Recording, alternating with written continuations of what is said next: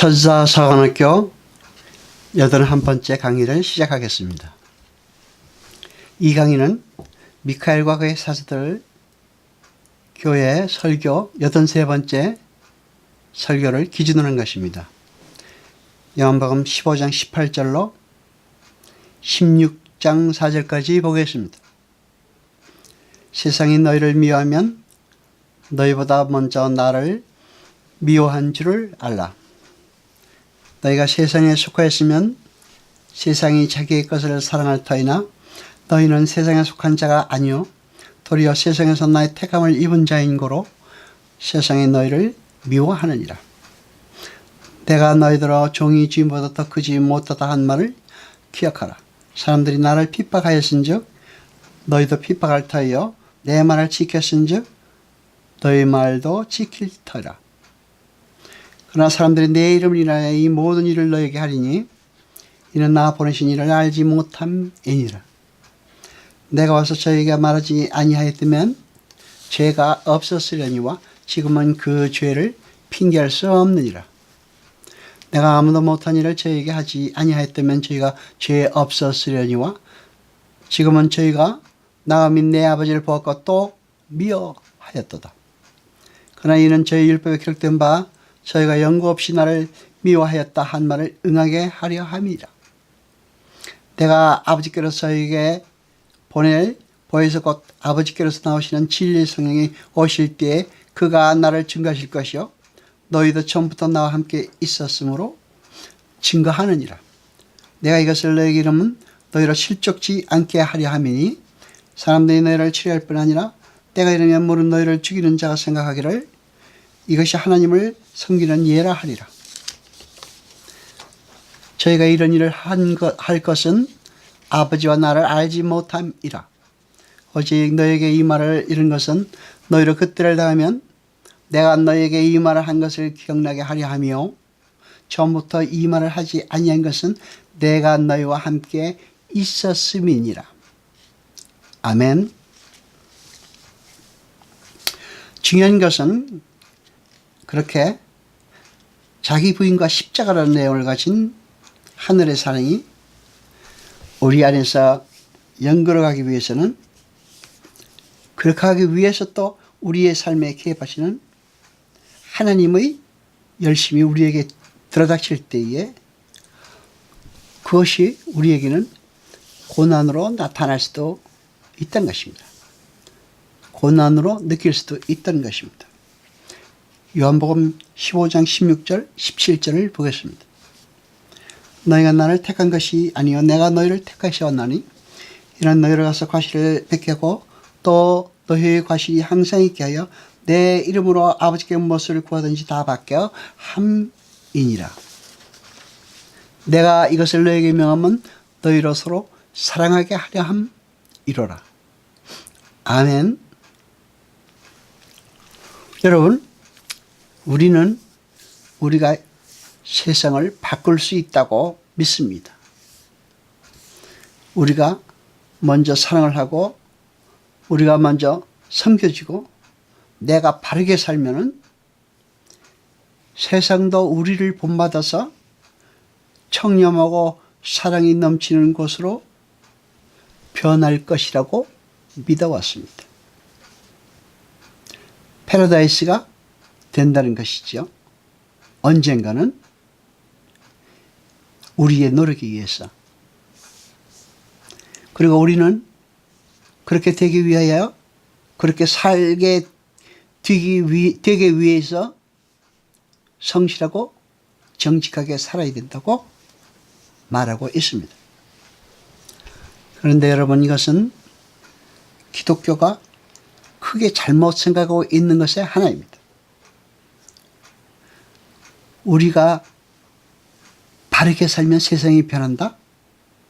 그렇습니까? 그렇지 않습니다. 이것은 착각입니다. 우리 신자가 아무리 열심히 바르게 살아도 이 세상은 바뀌지 않습니다.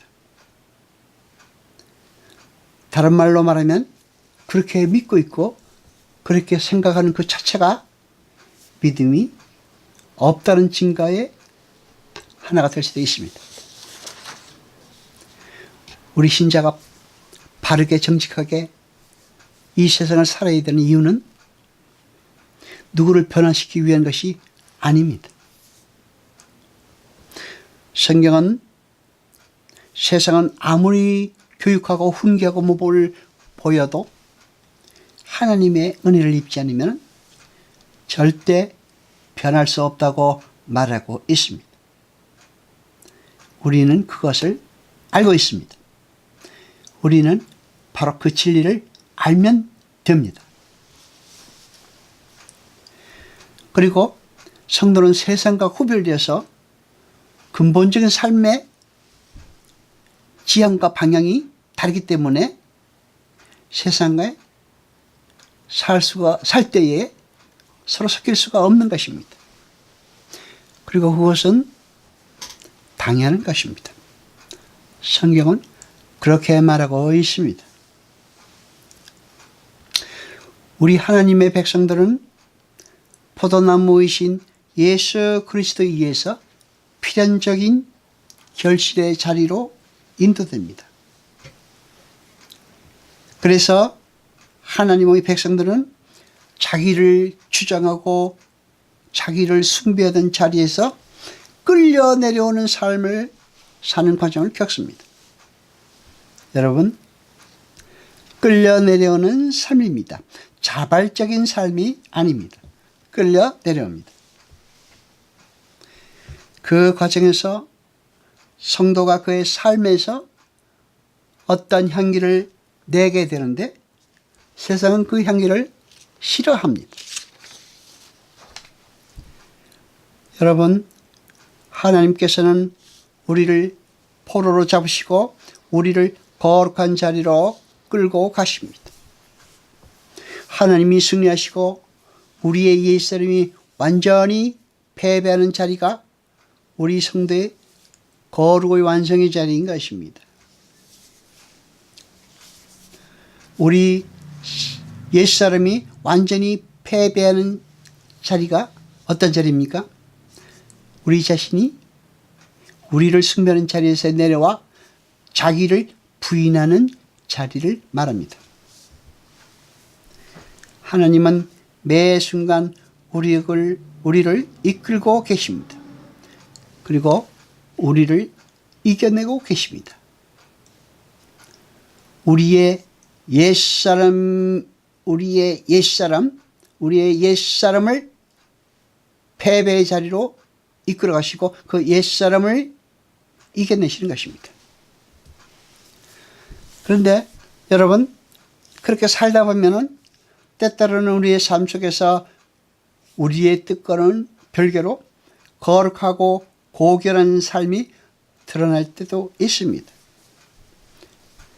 그러나 그것은 우리가 그러한 삶을 사는 것이 아니라 우리 속에 있는 예수 그리스도의 삶이 언뜻 나타나는 것입니다. 마태복음 10장 34절로 36절까지 보겠습니다. 내가 세상에 화평을 주러 온 줄로 생각지 말라. 화평이 아니요 검을 주러 왔노니 내가 온 것은 사람이 그 아비와 딸이 어미와 며느리가 시어머니와 불하게 하려 함이니 사람의 원수가 자기 집안 식구리라. 우리가 예수님에게 포로로 잡히는 순간 우리는 우리의 뜻대로 사는 삶을 살 수가 없습니다. 우리의 비전과 야망을 펼치며 살 수가 없습니다. 오히려 우리는 하나님의 뜻에 의해서 십자가를 지고 자기를 부인하며 세상에서 이기지 못하는 그러한 자아의 삶으로 인도됩니다. 에레미야 25장 29절을 봅니다. 보라, 내가 내 이름으로 일컬음을 받는 성에서부터 재앙 내리기를 시작하였은즉 너희가 어찌 네 형벌을 면할 수 있겠느냐. 면치 못하리니 이는 내가 칼을 불러 세상의 모든 거민을 칠 것임이니라.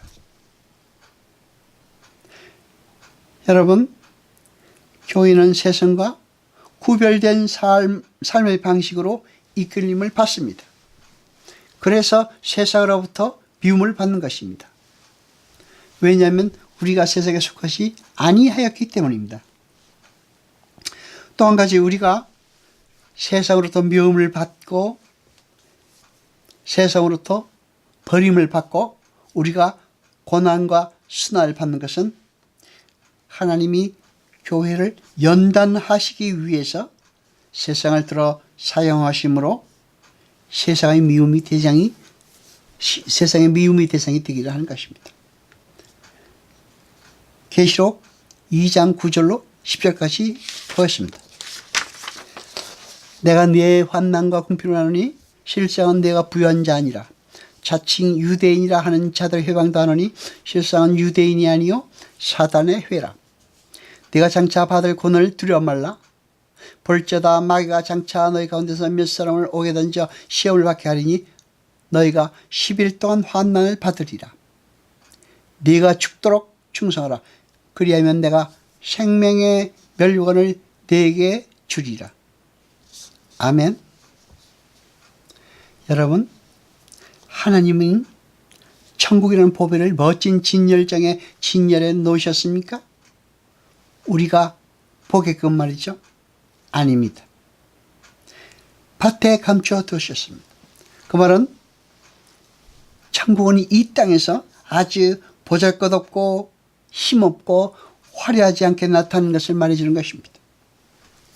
왜냐하면 하나님 나라라는 것은, 하나님 나라라는 보배는 하나님이 선택해서 하나님의 백성으로 불러내신 이들에게만 보이기 때문입니다.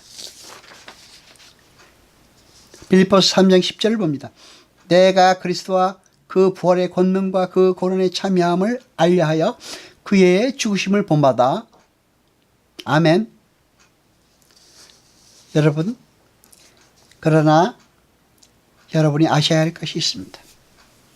그 주님은 우리 안에 들어와 계십니다.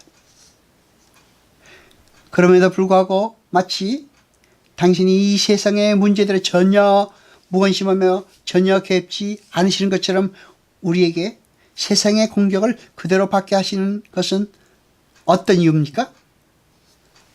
그것은 예수를 더욱 굳게 붙잡으라는 말입니다.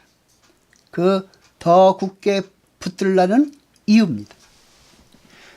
우리는 이렇게 필연적으로 세상의 미움을 당하고 세상으로부터 고난을 당하게 되어 있지만 주님은 말씀하십니다.